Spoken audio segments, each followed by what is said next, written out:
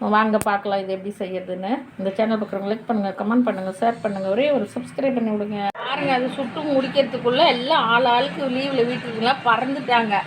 அது எடுத்து கொண்டாந்து அதுக்குள்ளே சாப்பிட்டாங்க. செல்ல தடவை பேர் என்ன? Cheese sandwich.